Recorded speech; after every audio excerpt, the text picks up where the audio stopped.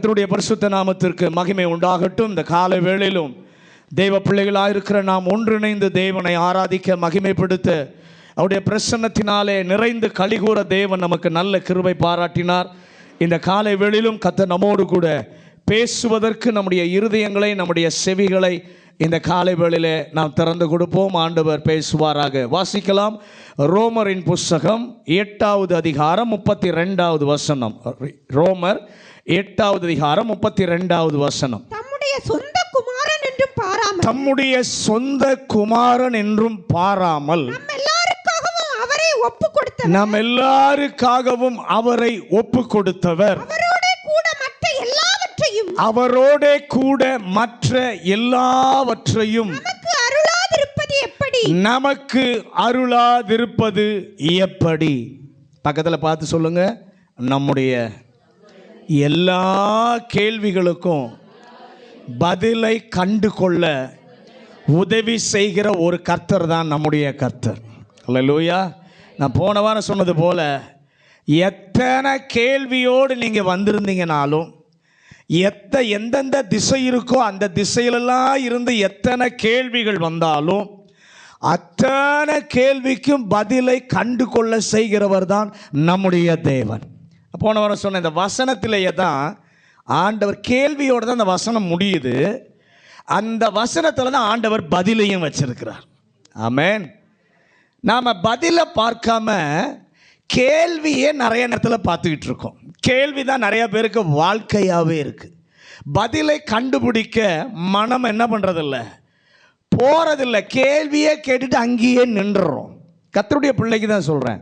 ஆனால் வசனத்தை வாசித்து பார்க்கும் பொழுது கேள்விக்கான பதிலை கண்டுகொள்ள உதவி செய்கிற ஒரு நல்ல தேவனைத்தான் நீங்களும் நானும் ஆராதித்து கொண்டிருக்கிறோம். அல்லேலூயா. தேவன் நம்மிடத்திலே கேள்வி கேட்பார். பக்கத்தில் பார்த்து சொல்லுங்க. தேவன் நம்மிடத்தில் கேள்வி கேட்பார். எதற்காக கேள்வி கேட்கிறார்? நாம் திருந்த வேண்டும் என்பதற்காக, நாம் சீர்பட வேண்டும் என்பதற்காக ஆண்டவர் சில நேரத்தில் நம்மிடத்தில் கேள்விகளை கேட்பார். சாத்தானும் நம்மிடத்தில் கேள்வி கேட்பான். ஏன் சாத்தான் நம்மிடத்தில் கேள்வி கேட்பான் என்று சொன்னால், நம்முடைய விசுவாசத்தை குலைந்து போக செய்வதற்காக நிறைய கேள்விகள் அவன் என்ன பண்ணுவான், எழுப்பிக் கொண்டே இருப்பான். எப்படியாவது தேவ அன்பை விட்டு, தேவன் மேலுள்ளதான விசுவாசத்தை விட்டு நாம் தூர போவதற்காக சாத்தான் நிறைய கேள்வி என்ன பண்ணுவான், கேட்பான். நம்மை சிக்க வைப்பதற்காக, நம்மை சோர்வடைய செய்வதற்காக, நம்மை தளர்ந்து போக செய்வதற்காக சாத்தான் கேள்வி கேட்பான். நல்ல கவனிய. நம்முடைய மனதே நம்மகிட்ட கேள்வி கேட்கும். முதல்ல யார் கேள்வி கேட்பா? ஆண்டவர் கேள்வி கேட்பார். எதற்காக? நாம் திருந்த, நம்மை சீர்படுத்த ஆண்டவர் கேள்வி கேட்பார்.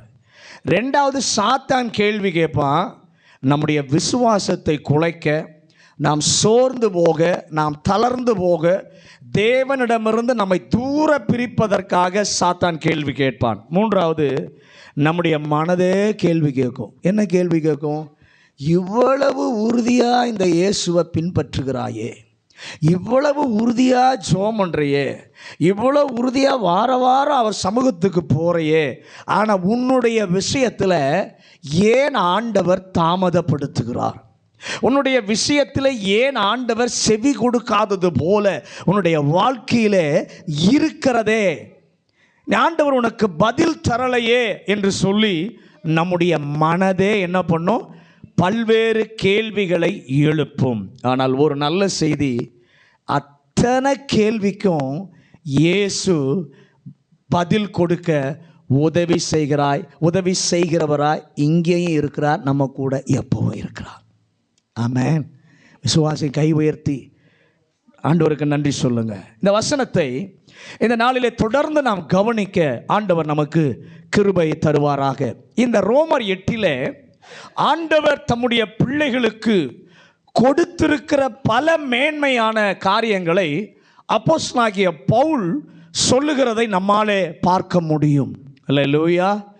ஆண்டவர் அந்த அப்போஸ்தலனாகிய பவுல் அந்த சில காரியங்களை சொல்லும்போது ஆண்டவர் நம்மை எப்படி தெரிந்தெடுத்திருக்கிறார் என்று சொன்னால், உடன் சுதந்திரராக இருக்க நம்மை கர்த்தர் தெரிந்தெடுத்திருக்கிறார்.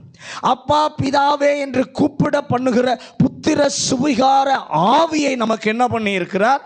அவர் தந்திருக்கிறார். இன்னும் சொல்ல போனா கர்த்தர் நம்முடைய வாழ்க்கையிலே அற்புதமான ஆசீர்வாதமான கிருபைகளை கர்த்தர் நம்முடைய வாழ்க்கையிலே தந்திருக்கிறார், இன்னும் கொடுக்கவும் இருக்கிறார். பக்கத்தில் பார்த்து சொல்லுங்க, நம்முடைய வாழ்க்கையில அற்புதமான கிரியைகளை கர்த்தர் தந்திருக்கிறார், இன்னமும் ஆண்டவர் கொடுக்கவும் இருக்கிறார். இனி வெளிப்பட போகிற இக்காலத்து பாடுகளோடு ஒப்பிட்டு பார்க்க முடியாதவைகளை கர்த்தர் நமக்காக வைத்திருக்கிறார். அல்லேலூயா. அப்போது ரோம சபை, அந்த ரோம சபையில் இருந்த மக்களிடத்தில் பல கேள்விகள் எழும்புகிறது. கேள்வி எழும்பி அந்த வசனத்தில் 5 கேள்விகளை தொடராக போடுகிறார். அந்த கேள்வி என்ன? என்னுடைய இந்த காரியம், நான் சந்திக்கும் இந்த பிரச்சனை, நான் தேவனால் இதை தீர்க்க முடியுமா? தேவன் எனக்கு இதை செய்வாரா?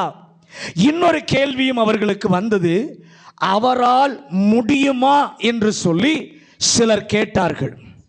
சிலர் அவர் செய்வாரா என்று சொல்லி கேட்டார்கள்.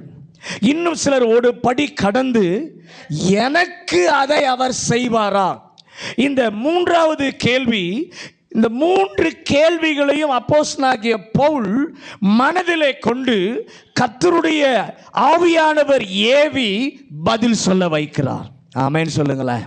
அந்த கேள்விக்கு ஒரே பதில் என்ன தெரியுமா? அருளாதிருப்பது எப்படி? பக்கத்தில் பார்த்து சொல்லுங்க, நீங்க கேட்குற எல்லா கேள்விக்கும், இங்க ரோம சபையார் கேட்ட கேள்விகளுக்கும் ஆண்டவர் கொடுக்கிற ஒரே பதில், அருளாதிருப்பது எப்படி? நான் போன வாரம் சொன்னது போல நம்முடைய தேவனால் கொடுக்காமல் இருக்கவே முடியாது. அவர் யார்? கொடுக்கிற தேவன். பக்கத்தில் பார்த்து சொல்லுங்க, அவர் கொடுக்கிற தேவன். அவரால் கொடுக்க முடியாமல் இருக்கிற எந்த காரியம் கிடையாது. நீங்க சொல்லுங்க, பாஸ்டர் ஈஸியா சொல்லிடலாம் பாஸ்டர், அவரால் எல்லாமே கொடுக்க முடியும்னு ஈஸியா சொல்லிடலாம் பாஸ்டர், ஆனால் வாழ்க்கை நடைமுறையில் வந்தா அது ஏமாற்றமாக காணப்படுகிறதே என்று சொல்லி ஒரு வேளை நினைக்கலாம். இதை உணர்ந்து கொள்வதற்கு, அனுபவிப்பதற்கு ஆண்டவர் இந்த வசனத்திலே ஒரு வழிமுறையை சொல்லியிருக்கிறார். என்ன வழிமுறை?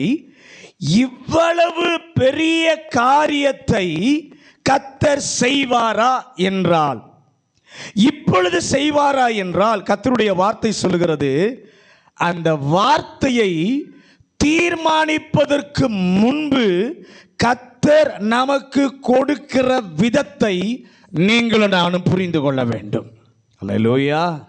நல்ல கவனிங்க, கர்த்தர் கொடுக்கும் வார்த்தை, எல்லா கேள்வி இருந்தாலும், எத்தனை கேள்வி இருந்தாலும், மனதிலே நாம் வைக்க வேண்டிய காரியம் என்ன தெரியுமா? உங்கள் கேள்விகளை நீங்கள் யோசித்து குழம்புவதற்கு முன்பு அந்த கேள்விக்கான பதிலை, அற்புதத்தை, கிருபையை கர்த்தர் கொடுக்கிறதான விதங்களை முதலாவது நாம் புரிந்து கொள்ள வேண்டும். அல்லேலூயா. 4 விதங்களிலே என் ஆண்டவர் பதில் கொடுக்கிறார். பக்கத்தில் பார்த்து சொல்லுங்க, 4 விதங்களிலே கர்த்தர் பதில் கொடுக்கிறார். அல்லேலூயா. இன்னும் சொல்ல போனா ஆண்டவர் கொடுக்கும் விதங்கள் 3. மிக முக்கியமானது ஆண்டவர் கொடுக்கிற விதங்கள் 3. ஏன்? நம்ம கேள்வி வரும், ஏன் ஆண்டவர் இப்படி கொடுக்க வேண்டும், இப்படி ஏன் கொடுக்க கூடாது அப்படின்னு அடுத்த கேள்வி நமக்கு வரும். முதல் கேள்வி, ஏன் இப்படி கொடுக்கணும்? 2வது கேள்வி நமக்கு என்ன வரும்? இப்படி ஏன் கொடுக்க கூடாது? நம்ம யோசிக்கிற மாதிரி, நம்ம நினைக்கிற மாதிரி ஏன் இப்படி கொடுக்க கூடாது என்று சொல்லி கேள்வி வரும்.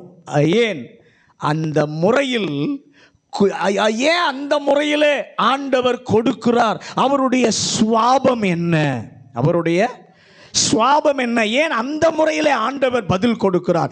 ஏன் அந்த முறையிலே ஆண்டவர் செய்கிறார்? அவருடைய சுவாபம் ஏன் அப்படி ஏவுகிறது என்பதை நாம் அறிய வேண்டும். இந்த நாளிலே கர்த்தருடைய செய்தியை கேட்கும் பொழுது முதலாவது நம்முடைய மனதிலே பதிய வைப்பது, நீர் கொடுக்கிற விதங்களை நான் புரிந்து கொள்ள எனக்கு ஒரு கிருபை தாரும். பக்கத்தில் கை கொடு சொல்லுங்க, இந்த நாளிலே ஆண்டவர் கொடுக்கிற விதத்தை சரியாய் புரிந்து கொள்ள கர்த்தர் உதவி செய்வாராக. இந்த மூன்றையும் இந்த காலவேளை தேவ சமூகத்திற்கு வந்திருக்கிற கர்த்தருடைய பிள்ளைகளே, இந்த மூன்றையும் நீங்கள் சரியாய் புரிந்து கொண்டால் உங்கள் கேள்விகளுக்கான பதிலை கண்டுகொள்வீர்கள். என்னுடைய இந்த கேள்விக்கு ஆண்டவர் எப்படி பதில் தருவார்? இந்த சவாலுக்கு கர்த்தர் எப்படி பதில் தருவார்? பதில் தருவதாயிருந்தால் அவரை பதிலை தர வைப்பது எது? அவரை பதிலை தர வைப்பது எது? அதற்கு நான் என்ன செய்யணும்? எத்தனை கேள்வி பார்த்தீங்களா? முதல்ல பதில் எப்படி தருவார்?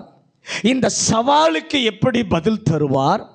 பதில் தருவதா இருந்தால் அவரை பதில் தர வைப்பது எது? அதுக்கு நான் என்ன செய்யணும் என்று நம்மை சீர்படுத்தி கொள்ள முதலாவது கர்த்தர் விரும்புகிறார். நல்ல கவனிங்க, எங்கோ இருந்து பதிலை பெற முடியாது. பக்கத்தில் பார்த்து சொல்லுங்க, எங்கோ இருந்து பதிலை பெற முடியாது. தேவன் விரும்புகிற இடத்திலிருந்து தான் பதில் வரும். ஆமென் சொல்லுங்களேன். தேவன் விரும்புகிற இடத்திலிருந்து தான் பதிலை பெற ஆண்டவரும் நம்மிடத்திலே எதிர்பார்க்கிறார். கர்த்தர் கொடுக்கிற மூன்று விதம். முதலாவது விதம் ரோமர் 8:32. ரோமர் 8:32.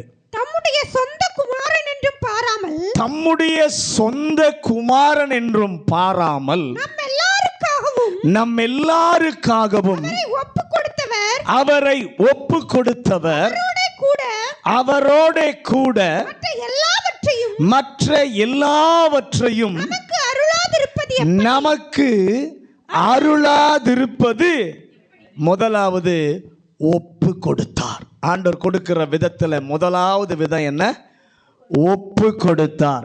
வசனம் அழகா சொல்லுது, நம் எல்லாருக்காகவும் அவரை ஒப்பு கொடுத்தார். பக்கத்தில் பார்த்து சொல்லுங்க, நம்ம எல்லாருக்காக, இந்த உலகத்தில் இருக்கிற எல்லா மனுஷனுக்காக அவரை தேவன் ஒப்பு கொடுத்தார். நமக்கென்று கொடுக்கிற முதல் காரியம், நமக்கென்று அவர் கொடுக்கிற முதல் விதம், அவர் கொடுப்பதில்லை, ஒப்பு கொடுக்கிறார். நல்ல ஆணித்தரமாக உங்கள் மனதில் எழுதி கொடுங்க. ஆண்டவர் கொடுக்கறதில்லை, என்ன செய்கிறாரா? ஒப்பு கொடுக்கிறார். ஒப்பு கொடுத்தல் என்பது என்ன? ஒப்பு கொடுத்தல் என்பது பல முறை செய்யப்படுவதல்ல, ஒரே ஒரு முறை செய்வதுதான் ஒப்பு கொடுத்தல். மறுபடியும் சொல்றேன், பக்கத்தில் பார்த்து சொல்லுங்க. ஒப்பு கொடுத்தல் என்பது பல முறை செய்வதல்ல, ஒரே ஒரு முறை. ஒரே ஒரு முறை தான் அது செய்யப்படும், மாற்றி செய்யப்படுவதே அல்ல. மாற்றி செய்யப்படுவதே நம்ம நினைச்ச மாதிரி மாற்றிக்க முடியாது. ஒப்பு கொடுத்துட்டா, ஒரு தடவை ஒப்பு கொடுத்துட்டா ஒப்பு கொடுத்தது ஒப்பு கொடுத்தது தான். ஆமென்.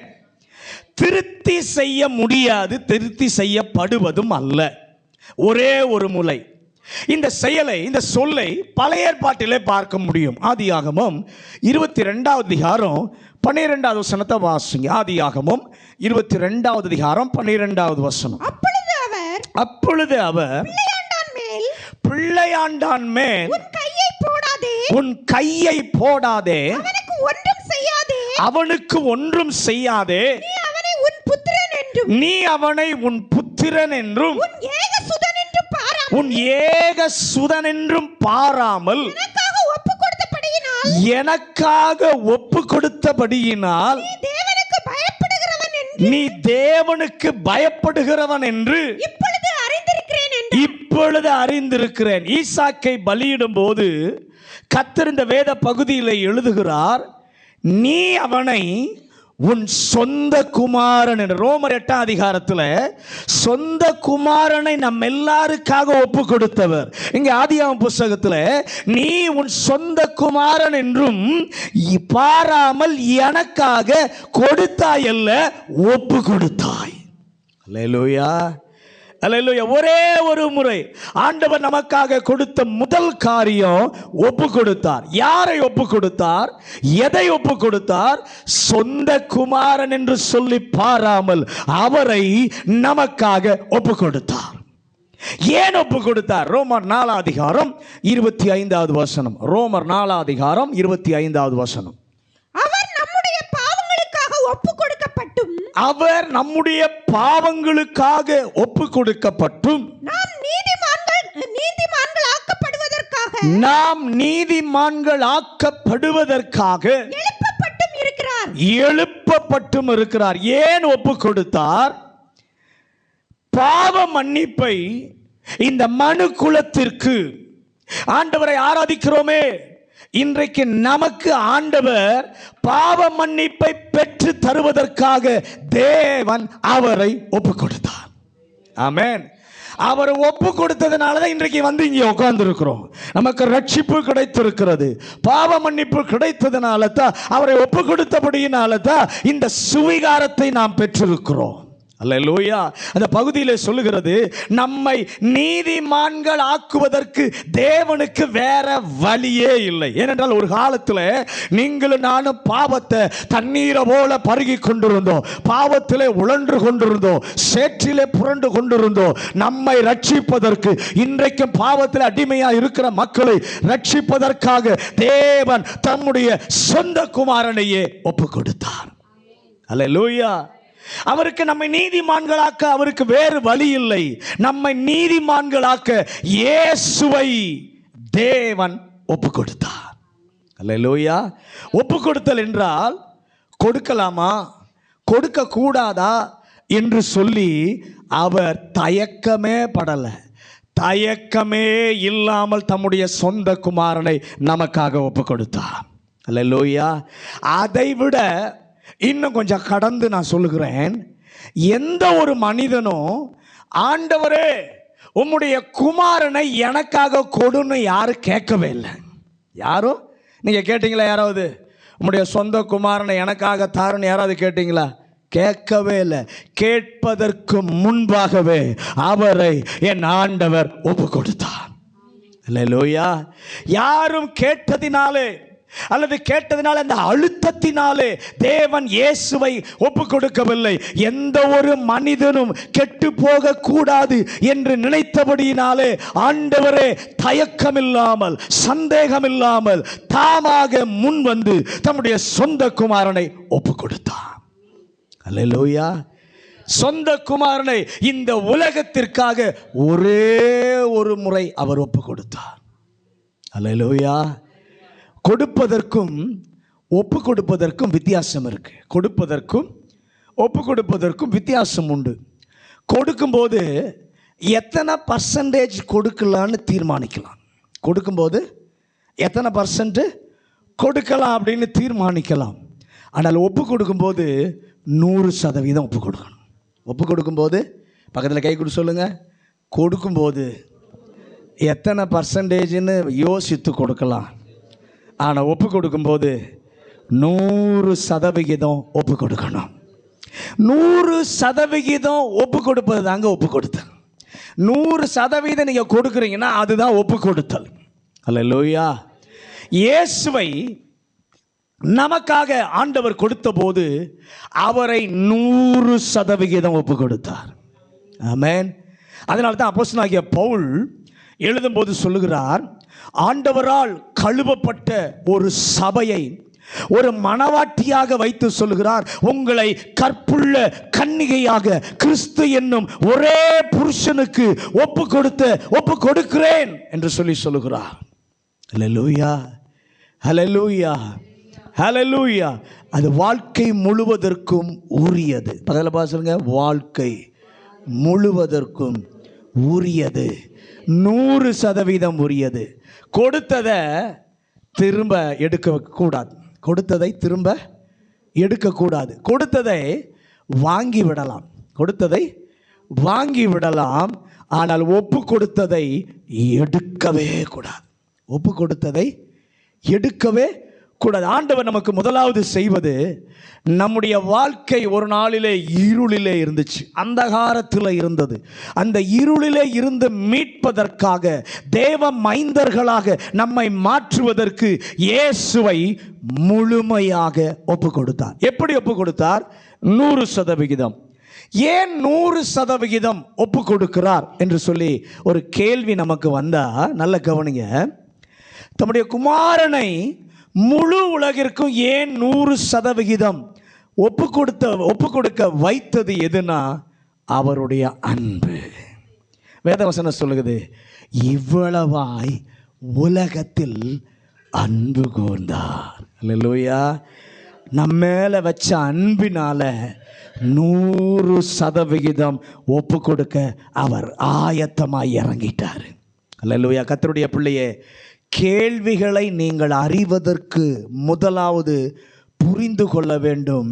நான் கேள்வி கேட்கிற ஆண்டவர் யார்னா, கொடுக்கிற ஆண்டவர். நான் யாரிடத்துல கேள்வி கேட்குறேனோ அவர் யார்னா, கொடுக்கிற தேவன். அவர் முதலாவது நான் கேட்காமலே எனக்காக 100% நிரந்தரமாக ஒப்பு கொடுத்தார். அல்லேலூயா. ரட்சிக்கப்படாத ஆளா நீங்கள் அந்த காலைவெளி யாராவது இருந்தால், நீங்கள் மன்னிப்பு வேண்டும் என்று கேட்பதற்கு முன்பாகவே உங்களை மன்னிப்பதற்காக தேவன் இயேசுவை 100% சிலுவையிலே அவர் பலியாக்கினார். அல்லேலூயா. இருக்கிற இடத்துல இருந்த இயேசுவே, ஒருவேளை நீர் என்னை மன்னிக்காவிட்டால் இங்கிருந்து நான் போவதற்கு முன்பாக தேவ பிள்ளையாக என்னை மாற்றி அனுப்பும் ஆண்டவரே. அல்லேலூயா. இரண்டாவது என்ன செய்கிறார்? மத்தேயு 7:11. மத்தேயு 7:11. ஆகையால் பொல்லாதவர்களாகிய நீங்கள் உங்கள் பிள்ளைகளுக்கு நல்ல ஈவுகளை கொடுக்க அறிந்திருக்கிற போது, பரலோகத்தில் இருக்கிற உங்கள் பிதா தம்மிடத்தில் வேண்டிக் கொள்ளுகிறவர்களுக்கு நன்மையானவைகளை கொடுப்பது அதிக. இரண்டாவது காரியம் கொடுக்கப்படும். முதலாவது ஒப்பு கொடுத்தார், ரெண்டாவது காரியம் கொடுக்கப்படும். நல்ல கவனி. இந்த வசனத்தில் சொல்றாரு பாருங்க, எப்படி சொல்றாரு பாருங்க. ஆகையால், நான் எப்பவுமே சொல்லியிருக்கேன், வசனத்தில் ஆனால் ஆகையால் அப்படின்னு தொடங்கினாவே பின்னாடி பார்த்தீங்கன்னா ஒரு காரியத்தை கர்த்தர் விளக்குவார். இந்த இடத்துல பார்க்கும்போது நீங்கள் சொல்ல, பொல்லாதவர்களாகிய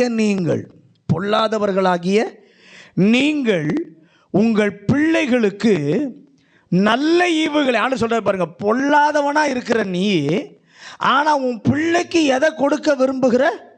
நல்ல ஈவுகளை கொடுக்கணும்னு நீ அறிந்திருக்கும் போது, பரலோகத்தில் இருக்கிற உங்கள் பிதா தம்மிடத்தில் வேண்டிக் கொள்ளுகிறவர்களுக்கு நன்மையானவைகளை கொடுப்பது அதிக நிச்சயம்.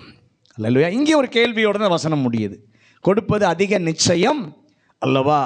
ஆண்டவர் சொல்றாரு பாருங்க, பொல்லாத மனுஷனே நீ உன் பிள்ளைக்கு கொடுக்கணும்னு, நீ அது நல்ல ஈவுகளை கொடுக்கணும்னு நீ விரும்புகிற, ஆனால் உன்னை அழைத்த பிதா, உன்னை உருவாக்கின பிதா அதைவிட மேலானதை உனக்கு கொடுப்பது நிச்சயம். எத்தனை பேர் அதை விசுவாசிக்கிறீங்க?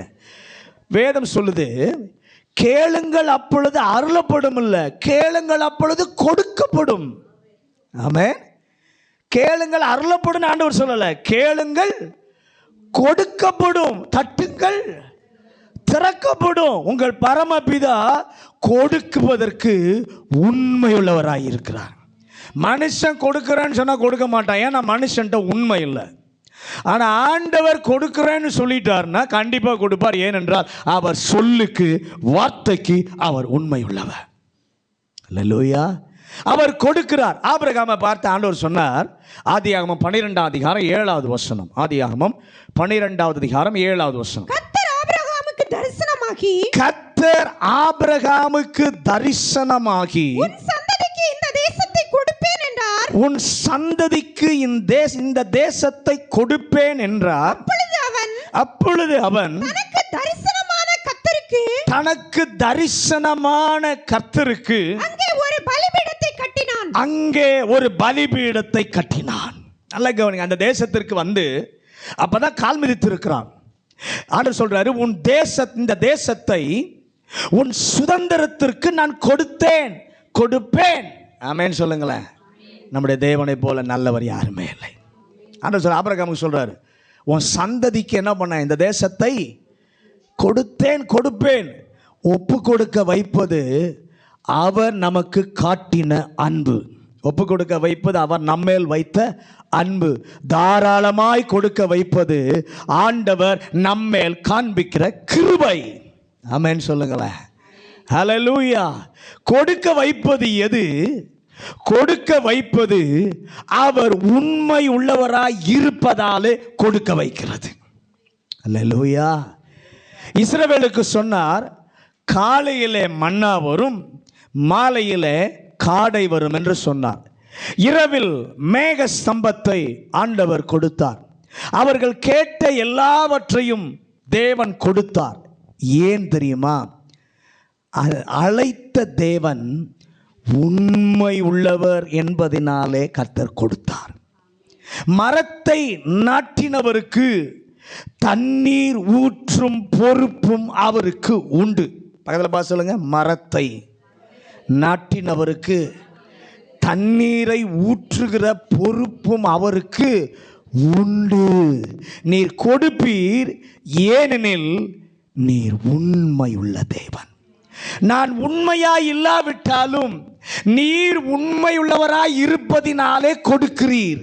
பக்கத்தில் பார்த்து சொல்லுங்க, நாம உண்மையா இல்லாட்டாலும் அவர் உண்மையாய் இருப்பதினாலே நமக்கு கொடுப்பார். அதுக்காக எப்படியும் வாழலான்னு நினைக்கக்கூடாது. அதான் ரொம்ப முக்கியம். பக்கத்தில் பார்த்து சொல்லுங்க, நாம் உண்மையாக இல்லாட்டாலும் அவர் உண்மையாக இருக்கிறார்னு சொல்லி நினச்சி எப்படியும் வாழக்கூடாது. அல்லேலூயா. அவர் கொடுக்கும்போது சில நேரத்தில் சில காரியத்திற்கு கண்டிஷனோடு தான் கர்த்தர் கொடுப்பார். பக்கத்தில் பார்த்து சொல்லுங்க, சில காரியத்திற்கு ஆண்டவர் கொடுக்கும்போது கண்டிஷனோடு கொடுப்பார். கேளுங்கள் அப்பொழுது கொடுக்கப்படும். கேட்டுக்கிட்டே இருப்பாங்க என்று சொல்லி அறிந்த தேவன் ஒரு காரியத்தை போட்டார். என்னது? கொடுங்கள் அப்பொழுது உங்களுக்கு. ஆண்டவர் பார்த்தார், கேளுங்கள்னு கொடுக்கப்படும்னா இவன் இதையே பிடிச்சிக்கிட்டு இருப்பான். அதனால் என்ன சொல்கிறாரு? கொடுங்கள் அப்பொழுது உங்களுக்கு கொடுக்கப்படும். ஏனென்றால் விளைய செய்கிறவர் தேவன். 1 கொரிந்தியர் 3ஆம் அதிகாரம் 6வது வசனத்தை வாசிங்க. 1 கொரிந்தியர் 3:6. நான் நட்டேன், அப்பல்லோ நீர் பாய்ச்சினான், தேவனே விளைய செய்தார். என்னது? நான் நட்டேன், அப்பல்லோ நீர் பாய்ச்சினான், தேவனோ விளைய செய்தார். என்ன பிரயாசம் பட்டாலும் விளைய செய்கிறவர் அவர்தான். அல்லேலூயா. அவர்தான் விளைச்சலை கொடுக்கிறவர். ஆனாலும் ஒரு கண்டிஷன் வைத்தார். என்ன? சிறுக விதைத்தால் சிறுக விளையும், பெருக விதைத்தால் பெருக விளையும். ஆண்டவர் கண்டிஷன் எப்படி போடுறாரு பாருங்க. பக்கத்தில் பார்த்து சொல்லுங்க, சிறுக விதைத்தால் சிறுக விளையும், பெருக விதைத்தால் பெருக விளையும். ஆண்டவர் கொடுக்கும்போது சில நேரத்தில் நிபந்தனையின் அடிப்படையில் தான் கர்த்தர் கொடுப்பார். அந்த கண்டிஷனை நிறைவேற்றினால் கர்த்தர் நிச்சயமாய் கொடுப்பார். ஆமென் சொல்லுங்களேன். ஒப்பு கொடுத்த போது அப்படி இல்லை, அன்பினாலே ஒப்பு கொடுத்தார். கொடுக்கும்போது கண்டிஷனோடு கொடுக்கிறார். அந்த நிபந்தனையை நீ நிறைவேற்றினால் ஆண்டவர் என்ன பண்ணுவார்? கொடுப்பார். ஆனால் கொடுக்கும்போது சில நேரத்தில் தகுதியே இல்லாமலும் கர்த்தர் கொடுப்பார். பக்கத்தில் பார்த்து சொல்லுங்க, சில நேரத்தில் கொடுக்கும்போது தகுதியே இல்லாமலும் கொடுப்பார். சில நேரத்தில் மகனே மகளே முதல்ல இதை செய், அதை நீ செஞ்சு முடித்த பின்பு நான் என்ன பண்ணுகிறேன், அதை செய்கிறேன் என்று சொல்லி ஆண்டவர் சொல்லுவார். இதை நிறைவேற்று, அதுக்கு பின்னாடி நான் பதில் தருகிறேன். சங்கீதம் 105:45 வசனத்தை வாசிங்க. சங்கீதம் 105:45. அவர்களுக்கு புறஜாதிகளுடைய தேசங்களை கொடுத்தார், அந்நிய ஜனங்களுடைய பிரயாசத்தின் பலனை சுதந்தரித்துக் கொண்டார். இஸ்ரவேல் ஜனங்களுக்கு ஆண்டவர் கொடுத்தார், நிலத்தை கொடுத்தார், இடத்தையும் கொடுத்தார். ஏனென்றால் கொடுப்பேன் என்று சொல்லி சொன்னார், அதனாலே கொடுத்தார். அது அவர் உண்மையுள்ளவர் என்பதை காண்பிக்கிறது. 105:39 வாசிங்க. 105:30. அவர் மேகத்தை மறைவுக்காக விரித்து இருளை வெளிச்சமாக்குகிறதற்காக அக்கினியையும் தந்தார். அக்கினி தந்த நல்ல அவர்களை நடத்துவதற்கு அக்கினி ஸ்தம்பத்தை கொடுத்தார், மேக ஸ்தம்பத்தை கொடுத்தார். அவர்களுக்கு வழி காட்டுவது அவருடைய பொறுப்பு, அவர்களை பாதுகாப்பது அவருடைய பொறுப்பு என்பதனாலே கொடுத்தார். 105:40 வாசிங்க. கேட்டார்கள், காடைகளை வரப்பண்ணினார், வான அப்பங்களினாலும் அவர்களை திருப்தியாக்கினார். முதலாவது இடத்தை கொடுத்தார், நிலத்தை கொடுத்தார். ஏனென்றால் அவர் சொன்னார், சொன்னதினாலே கொடுத்தார். ரெண்டாவது அவர்களை அக்கினி ஸ்தம்பத்தை கொடுத்தார், மேக ஸ்தம்பத்தை கொடுத்தார். ஏனென்றால் அவர்களுக்கு வழி காட்டுவது அவருடைய பொறுப்பு, அவர்களை பாதுகாப்பது அவருடைய பொறுப்பு, அதனாலே கொடுத்தார். இங்கே மூன்றாவது பார்க்கிறோம், அவர்கள் கேட்டார்கள், அவர் வர பண்ணினார்.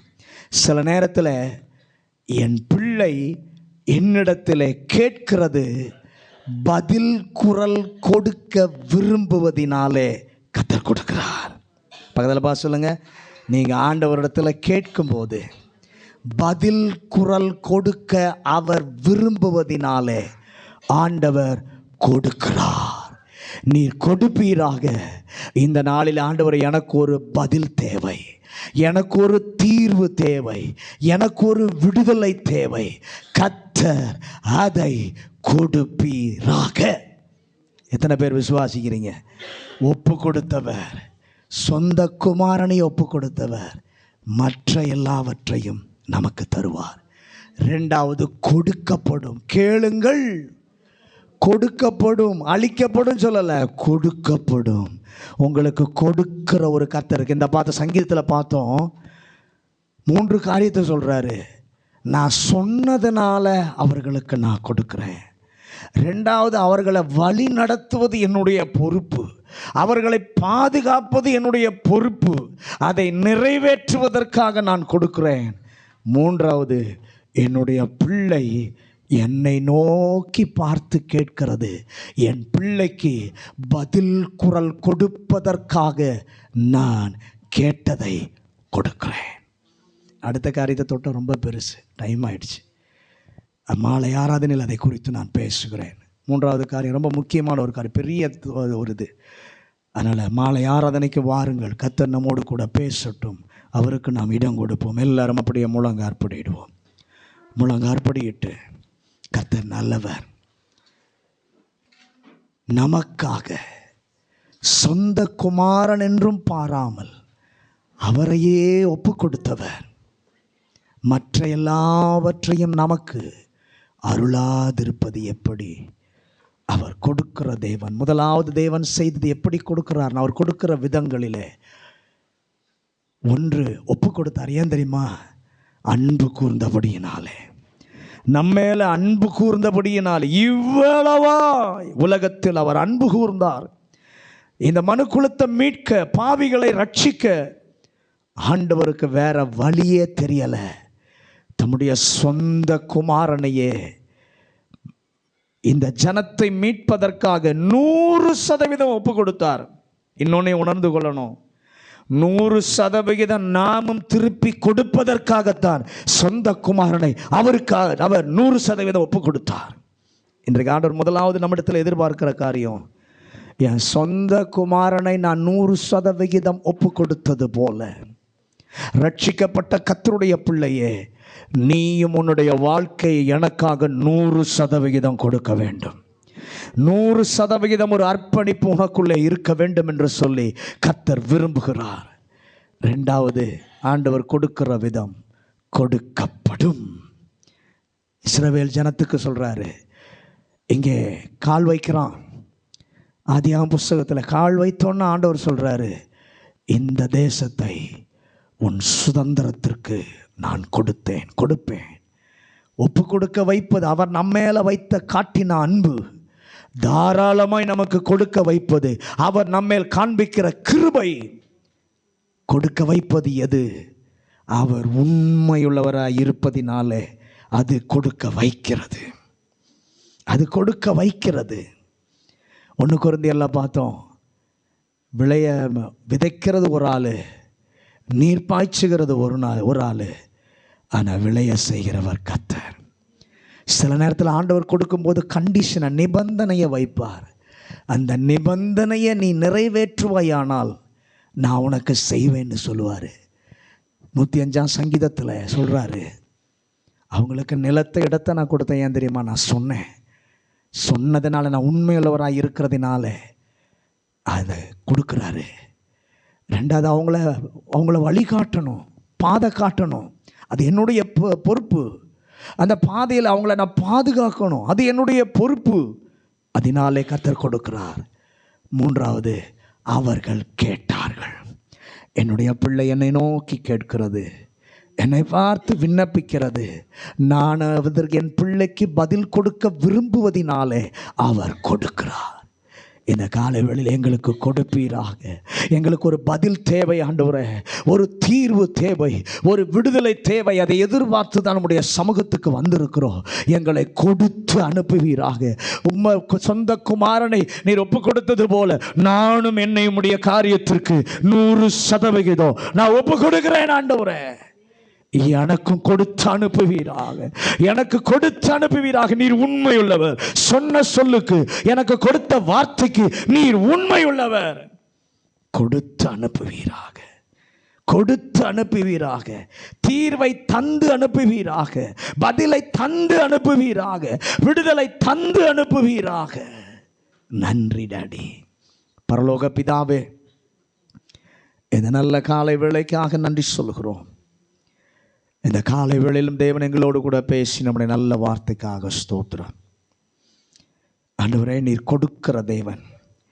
3 விதங்களிலே கொடுக்கிறீர். முதலாவது, உம்முடைய நேசகுமாரனையே ஒப்பு கொடுத்தீர். எதற்காக? அன்பு கூர்ந்தபடியினாலே. நாங்களும் மேலே அன்பு செலுத்த நீர் 100% எங்கள் மேலே அன்பு கூர்ந்தபடினாலே 100% ஒப்பு கொடுத்தீர்.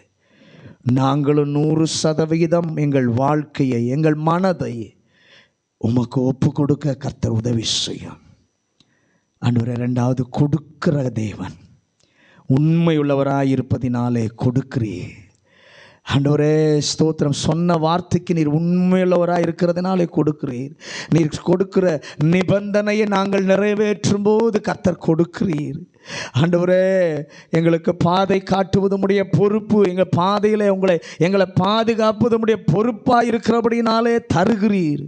உம்முடைய சமூகத்துக்கு வந்து நாங்கள் விண்ணப்பிக்கும் போது, என்னுடைய பிள்ளை என்னை நோக்கி கூப்பிடுகிற, என்னிடத்தில் வேண்டுதல் செய்கிறது, நான் பதில் கொடுக்க வேண்டும் என்று நீர் விரும்புவதினாலே கொடுக்கிறீர். இந்த மாதத்தில் ஆண்டவரை கொடுக்கிற தேவனை நாங்கள் நோக்கி பார்க்க எங்களுக்கு உதவி செய்யும். இந்த ஆராதனைக்கு வந்த ஒவ்வொரு பிள்ளைகளையும் கர்த்தர் வழி நடத்துவாராக. தேவ கிருபை சூழ்ந்து கொள்ளட்டும். இயேசுவின் அதிகாரமுள்ள நாமத்தில் ஜெபிக்கிறோம் நல்ல பிதாவே.